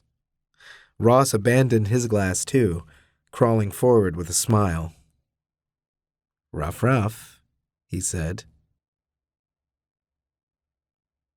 On some mornings, Ross wished for a doctor who made house calls. Not that he needed help guessing the diagnosis. Headache with a slight case of heartache. He was suffering both and didn't regret either. Sure, he had drunk too much wine last night and stayed up late into the night talking to Richard. And yes, his jaw was still sore from other activities because Richard was more challenging than he had expected. All of it had been blissful and anything but superficial. This attraction went beyond the uniform, or Richard's impressive sidearm. Ross admired his integrity and passion for justice, even though he didn't share his faith in the system. When it came to rules, Ross sided with Ms. Hughes. Doing what was best wasn't always the same as doing what was right. Not for the first time, he wished he and Richard had met without the complication of an unsolved crime. At least not one that involved his students. Speaking of which, Ross returned his attention to the ongoing presentation, remembering that he had his own job to do. Good morning for you, Ben said in seriously broken Spanish. How much is the meat expensive? Cheap, my friend, replied his partner, grinning at the class instead of looking at his conversation partner. The meal is so fresh. Here is a wallet, Ben said carefully, for meat. Thank you, nice customer. Good night. Ross resisted a groan. Very good. Please take a seat. When this failed to provoke a response, he switched to English. You can sit down now. Just once he would like to have a student who surpassed his expectations. He checked his list for the next pair of partners. Daniel Wigmore, he said, feeling more hopeful, and Julie Snyder. Ugh, what a combination. One was an overachiever and the other refused to participate. Still, he was interested to see how the conversation would go. They each had 5 lines to recite. Once they were both standing in front of the class, Daniel began. "Hello, Park Ranger. Could you please tell me the name of this forest?" "No." "It's very beautiful here." "Yes." "I think I'll go for a hike. Can you recommend a good destination?" "No." "I see. Is that smoke I smell?" "Yes." "We had better run before the entire forest burns down." "Maybe." "Thank you," Ross said with an exasperated sigh. "Julie, I expected more from you. Daniel, that was unique." As skilled as his Spanish was, Daniel got a little too creative when implementing it. He was unlikely to have such a conversation with a real park ranger. Ben's attempt to buy some sort of meat or meal was a more practical application, even though he'd managed to bungle it. At least Daniel had been inspired to think outside the box, and not for the first time. Previously, he had responded to essay questions by writing about a dramatic plane crash, or once an orphanage that had burnt down. Except he had accidentally chosen the wrong word, and Ross blinked, seeing a pattern that he should have noticed sooner. Explosions and fires. If he didn't have a class staring at him, he would have torn through old assignments, seeking more evidence. Instead, he called another pair of names, only halfway paying attention as he sized Daniel up. He wasn't athletic, although the gangly arms and legs probably helped put distance between him and anyone in pursuit. His light frame could give him an edge on someone like Officer Adler, whose heavy muscles might slow him down. And hadn't Richard mentioned that the arsonist had gotten a head start? And yet, Tim had already been identified, thanks to his yearbook photo. So it was a moot point. He and Daniel didn't have similar eyes. It was unlikely to be a case of mistaken identity. Unless, what if Ben and Tim being in the park that night was a complete coincidence? For the rest of the period, Ross tried to decide on a course of action. He had planned on talking to Ben after class, but when the bell rang, he asked Daniel to stay behind instead. "You have a gift for this language," he said. "Thank you very much," Daniel replied, smiling eagerly in return. He was awkward. The red hair probably drew enough insults. Ross's brother had suffered the same treatment.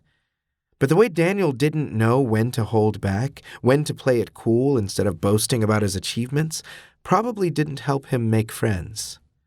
It wasn't difficult to imagine him needing to exercise some of his frustration. "There seems to be a theme. Do you understand?" Daniel nodded. "Incendio," Ross said, mouth dry. "Do you know that word?" "Incendio?" Daniel replied. "No, sir, what's it mean?" "Arson." Ross watched carefully for a reaction, but he couldn't have missed it. Daniel's face lit up. Then he grinned as if he were delighted. "Incendio!" "Right," Ross said, trying to keep his own expression neutral. "You've chosen fire as a theme before. Try to broaden your scope. You're a smart young man. Choose something different next time." "I will, sir," Daniel replied. "Thank you." "Enjoy your lunch." As soon as Daniel was gone, Ross decided he would hurry to the teacher's lounge and, assuming he found privacy, call Richard to tell him what he had learned. Officer Adler would show up in full uniform, probably with his partner in tow, to arrest Daniel. Then he and Ross could finally put this entire mess to bed, leaving them free to pursue whatever potential they had. A relationship? A lifetime spent together? Who knew? Ross frowned. He liked the idea of being with Richard. What sat uneasy with him was the idea of ratting out any of his students, not just Ben and Tim. Sure, he felt slightly more protective of them due to his own sexuality, but Ross also knew how difficult being young could be, and how easy it was to make mistakes at their age without realizing the seriousness of the ramifications. "Just a moment, please." Daniel was on his way out the door, but he stopped and turned around. "Sir?" Ross walked over to meet him. "It's a funny coincidence, your chosen theme, because there have been a series of fires lately. Intentional fires. Arson." Daniel appeared genuinely concerned. "Really?" "Yes. I know the investigating police officer, and he says he's close to catching the perpetrator. In fact, the arsonist is someone at this school." Daniel swallowed. "Oh, that's terrible." "I agree. It'll all be over because the police have a trap in place. One more fire and they're convinced they'll catch who's setting them. Don't ask me how. Maybe they're following that person around. I don't know. My point is that you shouldn't joke about fires right now. That could have serious consequences." Daniel went pale. "I'm sorry." "It's fine," Ross said, giving him a friendly pat on the arm. "You didn't mean any harm. I just don't want anyone getting the wrong idea about you. How are you doing in general? I remember how difficult high school was. Not the classes or grades. I did fine there. So do you. You're very gifted, Daniel. Other students don't always appreciate that, do they? Sometimes they hold it against you, am I right?" Daniel nodded numbly. "I've been there myself. Don't let it get you down. Your intelligence will make you successful. Everything life has to offer will be within your grasp as long as you make the right decisions. But for now, maybe let other people share the spotlight with you. School doesn't have to be a competition. Let your good grades speak for themselves, and if anyone gives you a hard time, come talk to me, okay?" "Okay," Daniel said. "Thank you, sir." "No problem." Ross watched him leave, feeling pleased with how the conversation had gone. The sensation was fleeting because he still had a very determined police officer to deal with, one who had given him until the end of the day to find his arsonist. Ross threw open the door before Richard could knock. He had been pacing back and forth, peering through the peephole at regular intervals, anxious about this encounter. Judging from the other man's expression, he was right to be. "I'm here on business," Richard said. Or perhaps Officer Adler was more appropriate, because not only was he in uniform, he was using his slightly deeper professional voice. Only one thing seemed out of place. A plastic bag he held that was filled with water and 2 black fish. "Aww," Ross said, reaching for it instinctively. "Oh." Richard cleared his throat. "Right. First this, then business." "Sounds like a plan," Ross said with a smile. "Come in." "I hope you don't mind. I know you're probably still missing Pierre, but I did some research on Marie Curie. She had 2 daughters. Did you know that?" "No," Ross admitted. "Or if I did, I must have forgotten." "She did," Richard said, walking with him toward the fish tank. "I didn't want Marie to be alone, so this is Irene and Eve." "Yay!" Ross enthused, taking the bag from him. "You even got the right kind. These are black skirt tetras." Richard puffed up his chest in pride. "Like I said, I try to be observant. The guy at the pet store said you're supposed to let the water temperature adjust gradually." Ross nodded, already lowering the bag into the aquarium. "You're so sweet. What a great idea, too. I really think Marie has been depressed lately." "You were supposed to call me during the day." Ross turned to face him, surprised by the sudden change of topic. "I got sidetracked, but I have good news. You want another drink or more of my famous Ritz crackers?" Richard shook his head. "I told you yesterday that I didn't want another dinner date. I want the truth." "Do you regret what happened?" Richard exhaled. "No, I don't." He put his hands on his hips. "Tell me what's going on. No small talk, no drinks. None of the other stuff either. Please." Ross nodded. "Okay, I found the arsonist and it's not Ben or Tim. I happened to notice that one of my students is preoccupied with fire. I had a talk with him after class and, well, there's little room for doubt. It's him." "That's great." Richard unbuttoned a shirt pocket and took out a small pad of paper. What's his name? About that. Not this again. Are you serious? He's let me guess, a good kid? Ross nodded enthusiastically. Yes, he's very intelligent, maybe a little socially awkward, but he's got potential. Richard glowered. That doesn't matter. Sorry? I have a job to do. You're obstructing justice. Ross laughed, thinking it was a joke. Are you going to arrest me? I'm damn near tempted. Richard roared. He walked deeper into the living room, pinching the bridge of his nose. This needs to stop. I like you. I really do. What I said the other day about my attraction to guys being only sexual, I'm not so sure anymore. Do you know what my favorite part of last night was? Ross grinned, remembering what they had called it. Friendly fire? Nope. It was talking to you before we got down to business. Afterwards, too. Don't get me wrong. I enjoyed all the stuff in between, but it's you I like. Your personality, your thoughts, all of you. Wow, Ross said, at a loss for words. Thanks. This case, Richard said, holding up a finger and continuing to pace, is in our way. We need to put it behind us so we can freely explore our potential. Assuming you even want that. I like you too, Ross said, taking a step closer. Mind if I show you how much? Richard's expression remained grim. Not now. Just tell me the name of the arsonist. Please. Ross sighed. I already talked to him about it. I told him the police were closing in and that all it would take is one more fire to catch the culprit. He's done. You have my word. That's not enough. Why not? Ross said indignantly. Because you can't control what this person will and won't do. That's not a promise you can keep. Only he can. Okay, then how about this? If there's another fire, just one, then I'll tell you his name. Richard stopped moving. Head hung low as he shook it. This is like Tommy Wilson all over again. Tommy who? When my sister was 14, she started dating this guy from another school. Tommy lived in the next county over, far enough away that it was too long to walk or bike, so she started taking our parents' car. She knew how to drive already? Not officially, but she still managed to get to Tommy's place and back. I was scared for her. My sister kept reassuring me that everything would be fine. This went on for weeks.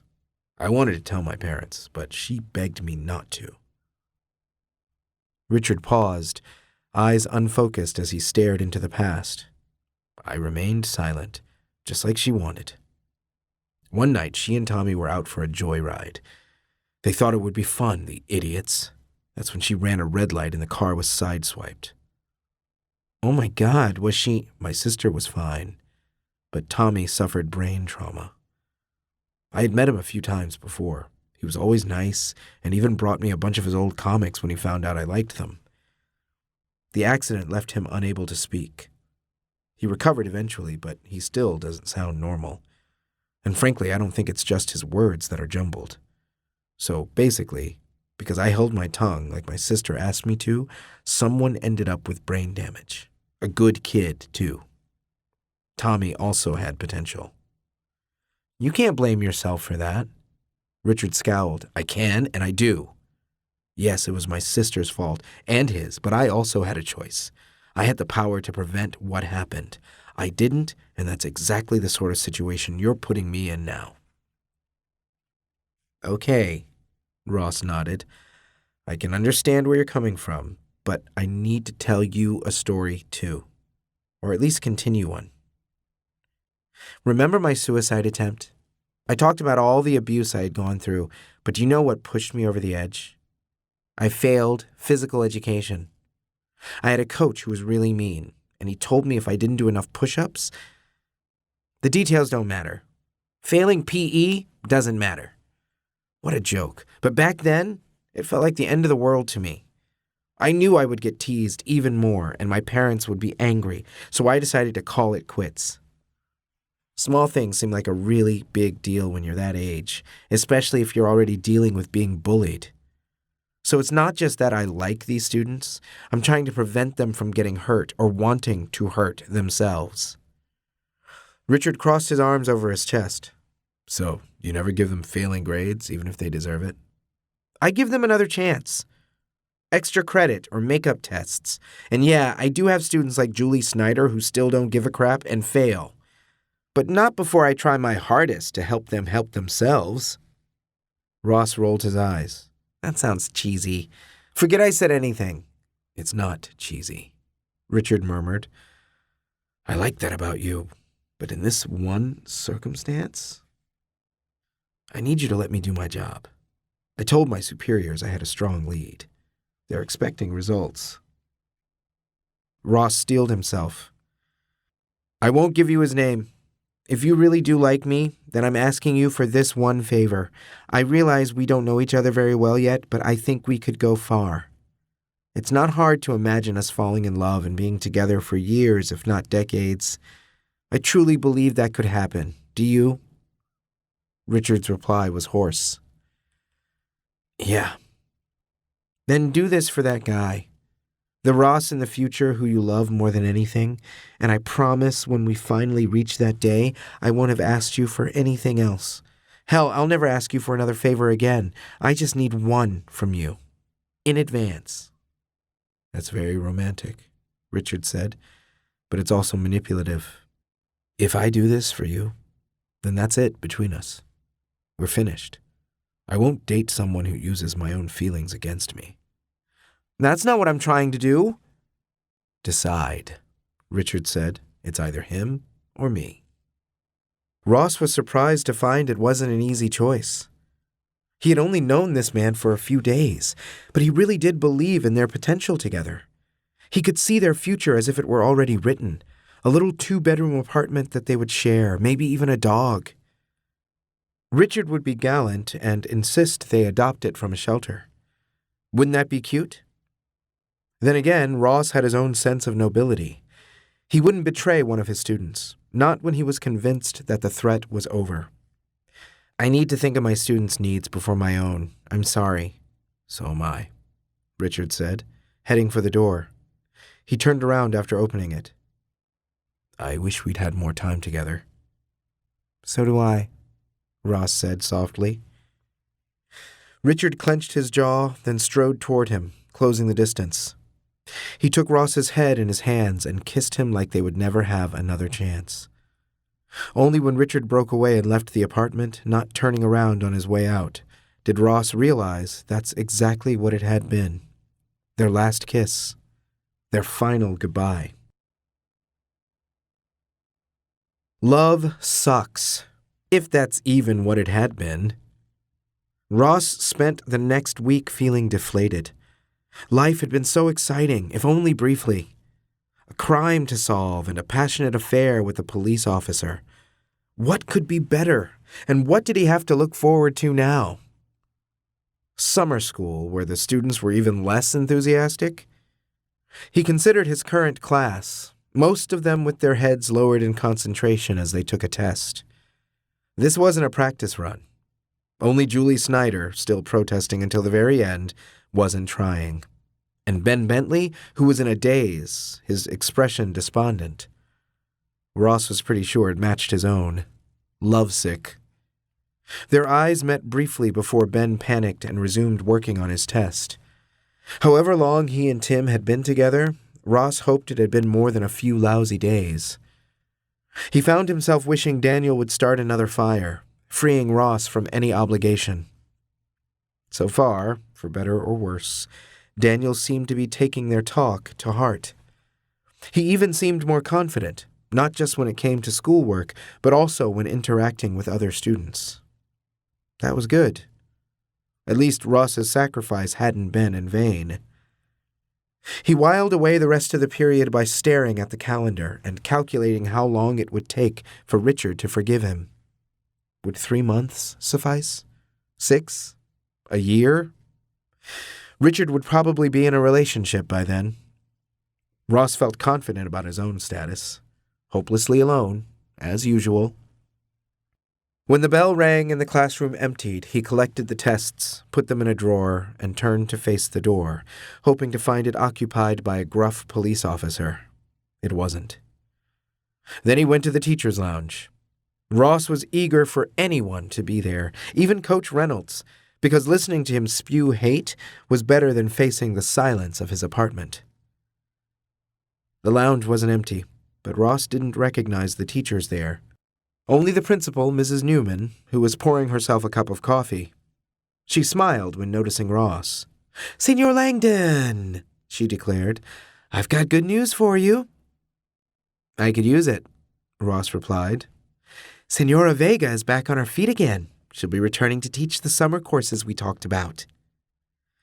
In other words, Ross would soon be out of work again. "That's great," he managed. "Isn't it?" Mrs. Newman continued to smile. "You should take a nice trip somewhere. Do some traveling, maybe to Mexico. I imagine that would help keep your language skills sharp." His finances were in such poor condition that a trip anywhere was out of the question.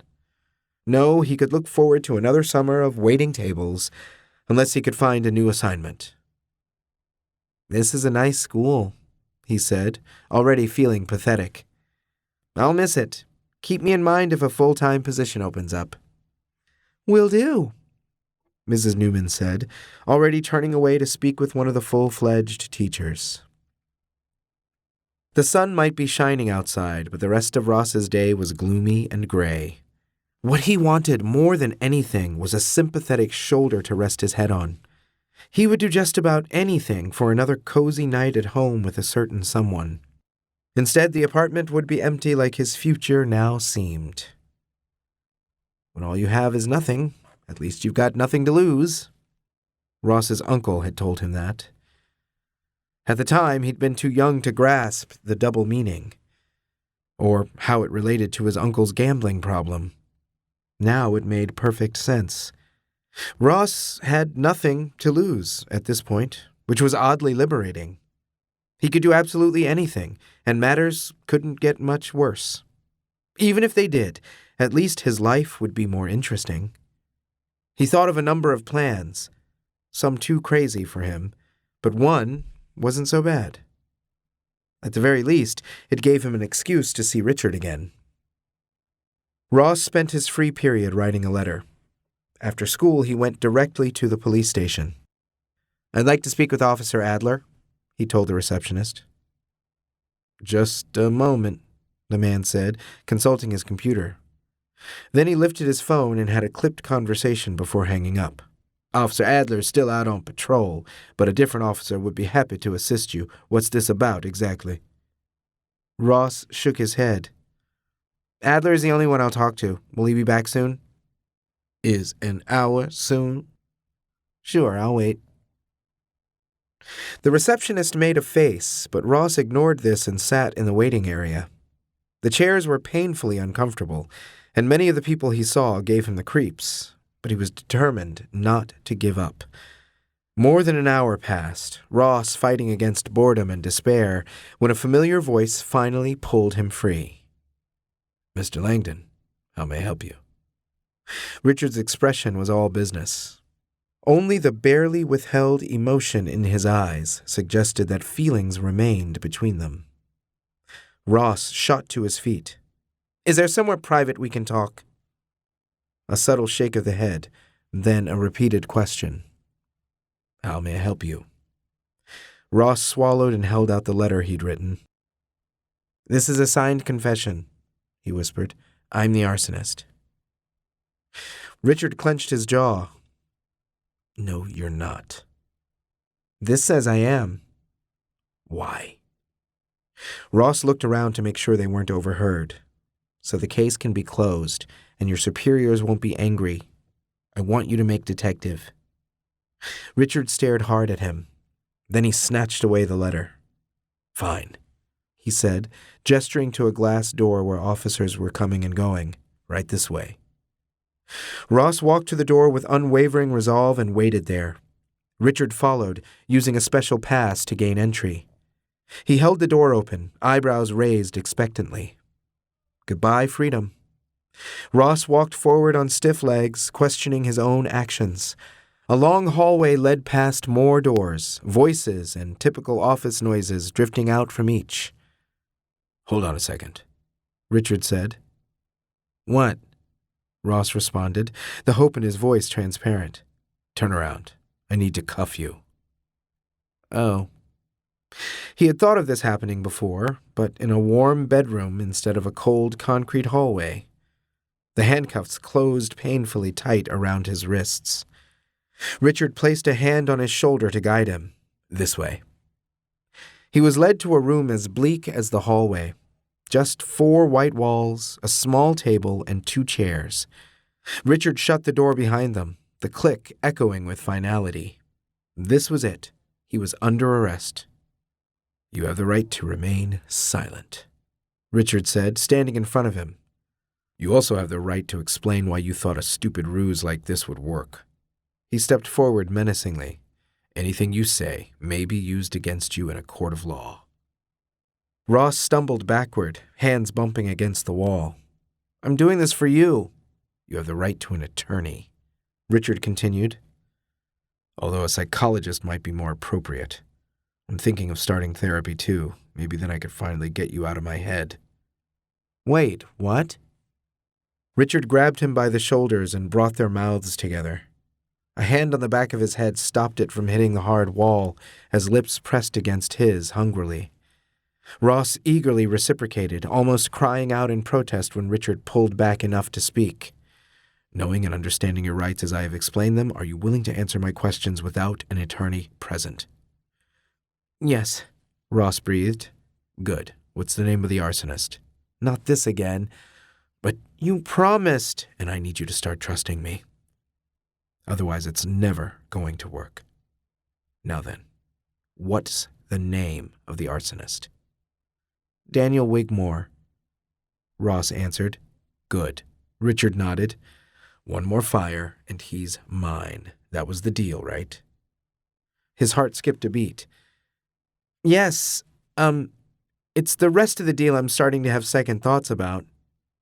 "I figured. Turn around." Ross did as he was told, relieved when the handcuffs were unlocked and removed. As soon as his arms were free, he used them to hug Richard. "I could use an extra chance, too," he murmured. "I'll need to examine the evidence first." Richard unfolded the letter, laughing after reading a few lines. "Could your plan be any more dramatic?" "Yes, actually. I was considering one where I would set a big fire and wait at the scene of the crime for you to arrest me." "That would have been stupid." "And another where I framed Julie Snyder for the crime, because if one of my students was going to take the fall, I'd rather it be her." "You've moved on from obstructing justice to fraud. I'm so proud of you." "I also toyed with the idea of figuring out where you patrol and speeding through the area every day, getting speeding ticket after speeding ticket, just so I could see you."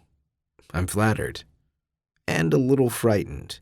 You should probably stop while you're ahead." "Okay." Ross looked into those dark, shining eyes and resisted a sigh. "That future we talked about, do you think we can still get there?" Richard nodded slowly. "I think it's in the public's best interest if I keep an eye on you." "You'll take me into custody? House arrest? That sort of thing?" "Yes. Although this time no more mixing business with pleasure. Then again..." "What?" "I talked to my head of department about learning Spanish. He thinks it would be a good idea, not just for me, but for the other officers as well.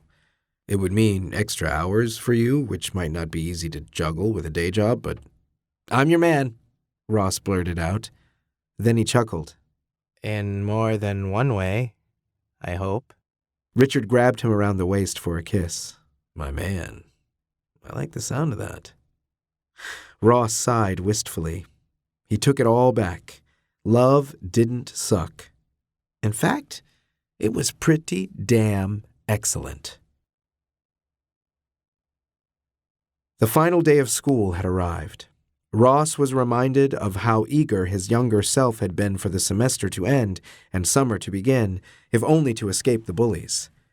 How ironic that he had signed up for a lifetime of this. Although maybe not. Thanks to a certain police officer, his career path now had a few forks, and he was still uncertain how far down this one he would wander. He was already working on a lesson plan, repurposing the one he had begun writing on that fateful day when Officer Adler had barged into his life. Ross looked up, almost expecting to see him there. All he saw were students who were talking freely. In English, sadly. Even though Ross had given them a free period to do whatever they liked, he still couldn't help wishing that some of them would take the initiative and speak the new language they had learned. He tuned in on the various conversations, happy when he heard some snippets of Spanish after all. Daniel Wigmore, of course, but he was interacting with students with whom he usually didn't. Sure, he was translating obscene sentences into Spanish for the others' amusement, but if it helped him fit in and made next year easier, then so be it. Ross pretended not to notice and resumed working on his lesson until the bell rang. "Have a nice summer," he called, but he was already forgotten as his students fled the room, craving their freedom. All but one, that is. "Senor Langdon," Ben said, approaching his desk. "Do you have a minute?" Ross closed his lesson book. "Sure."